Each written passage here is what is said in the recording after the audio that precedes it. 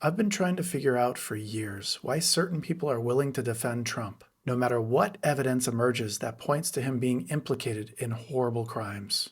Why can't they just admit they were wrong about him? So I decided to do some research on the psychology of narcissism to figure out what's actually going on here. I've noticed these people share a lot of common traits. Why can none of these people ever admit they are wrong about anything? What is it about these people that makes them seem too stubborn to change? Why are they so angry all the time, even though they claim to be winning? And why most of them will never change no matter what happens? They're protecting themselves from an unbearable truth. The answer is narcissism, but a specific type of narcissism. And understanding narcissism better explains everything about who Trump supporters really are and why they can't quit the Trump cult ever. Here are 5 psychological reasons why narcissistic Trump supporters will never admit they were wrong about Trump. 1. What creates narcissists? Narcissism is very rarely something you're born with. It's built through specific failures in how you're raised. Heinz Cahoot was a psychologist at the University of Chicago who spent his career studying how narcissism develops in children. He found that when children experience specific parental failures, something breaks inside of them. They can't develop real self-worth, so their brain builds a defense mechanism instead. He called it compensatory narcissism. Compensatory narcissism is when a person acts superior and invincible on the outside to hide the fact that they feel fundamentally empty and worthless on the inside. Cahoot identified 5 specific parental failures that create this childhood condition. Neglect as love. Parents withhold attention unless the child produces results. So the child learns, I only exist when I achieve something or get in trouble for something. Conditional acceptance. Parents praise only performance, making the child a tool for their own ambitions. So the child learns, I'm only valuable when I'm useful to someone. Emotional abandonment. Parents are physically present but emotionally absent, making the child feel invisible.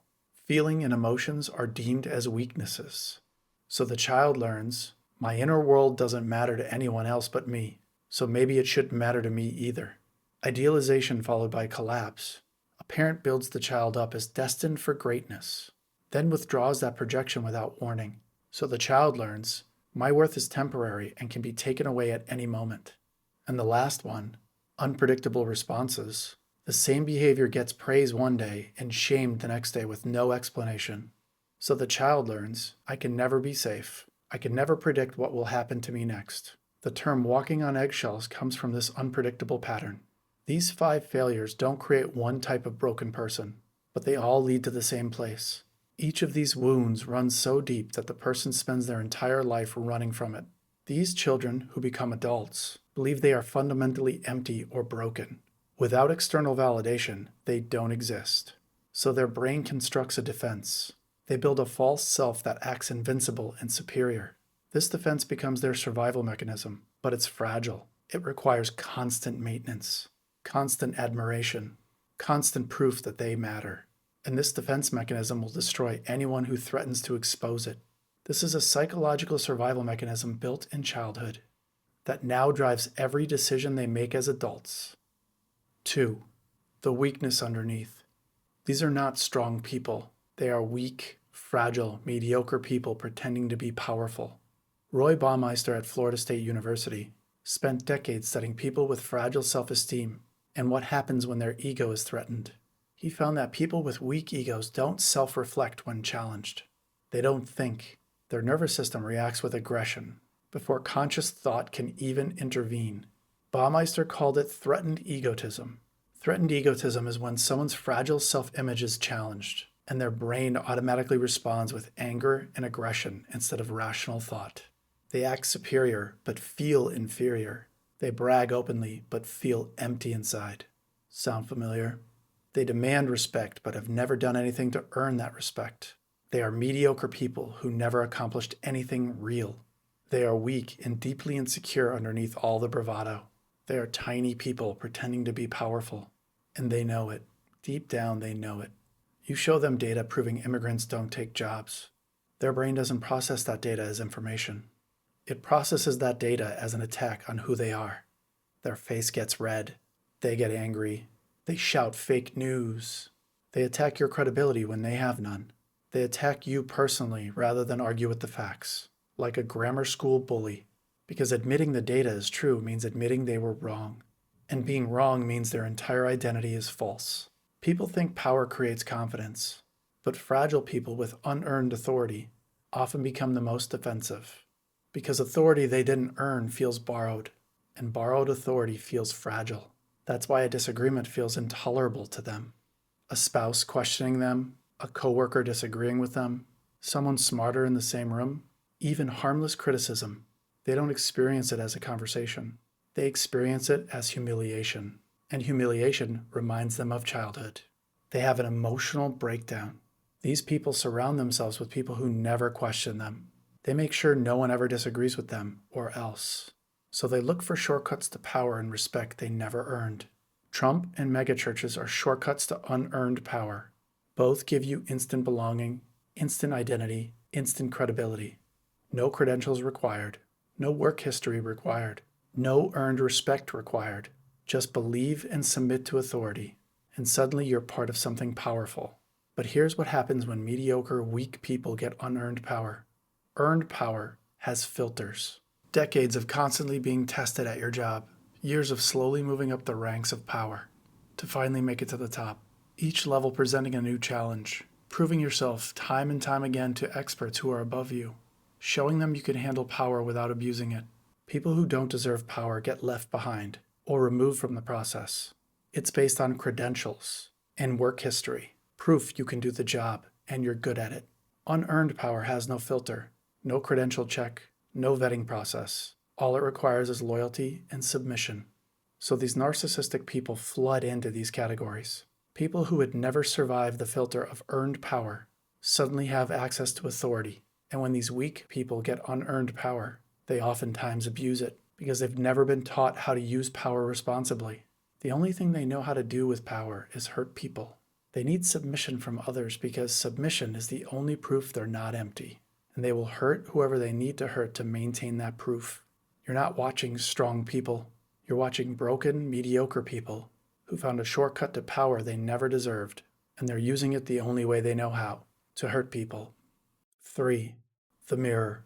As soon as Trump showed up, they recognized him immediately. William Swan at the University of Texas studied what happens when a person's sense of self merges completely with a leader or a group.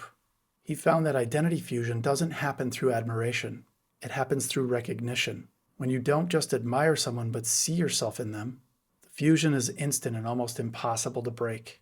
He called it identity fusion.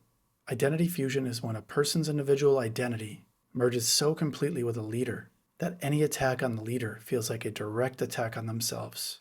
Trump supporters didn't fuse with Trump because they aspire to be Trump. They fused with him because they recognize themselves in him. Same insecurity, same need for unearned respect, same cruelty as a defense mechanism.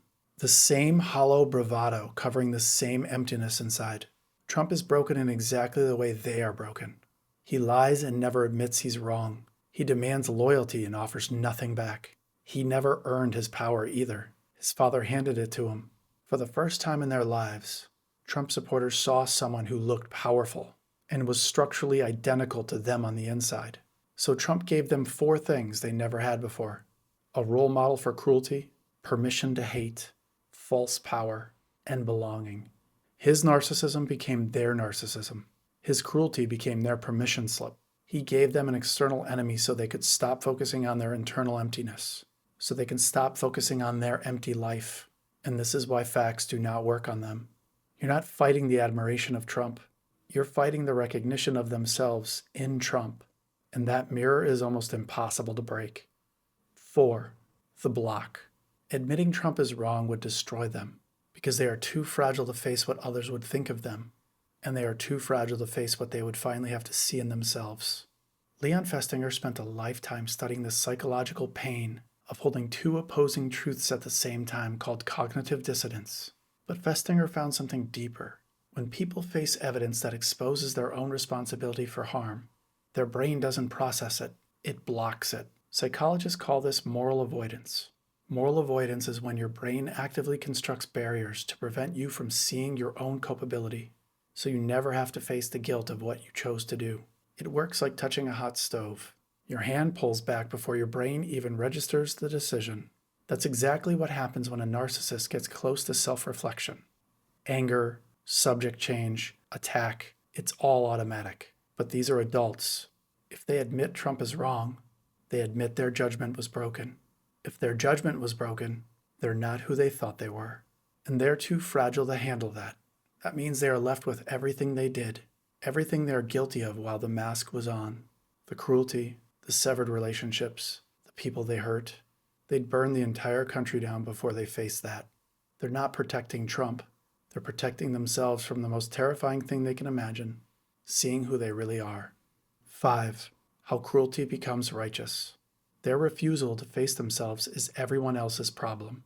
Albert Bandura studied how ordinary people justify actions that cause serious harm to others. He found a systematic pattern where people reframe their cruelty as necessary, their violence as self-defense, and their hatred as righteous. Bandura called this moral disengagement. Moral disengagement is a psychological process where a person convinces themselves that harmful, cruel, or violent actions are justified, necessary, or righteous, so they can commit these actions without feeling guilt. They watched federal agents kill people in the streets and constructed stories that make it acceptable. He was probably a criminal. He probably attacked first. He should have just complied. They weren't there. They have no evidence. But the story protects them from guilt. They support policies that harm other people and convince themselves those people deserve it. They normalize violence against anyone labeled an enemy. And each time they do this, their brain learns that cruelty is a valid response.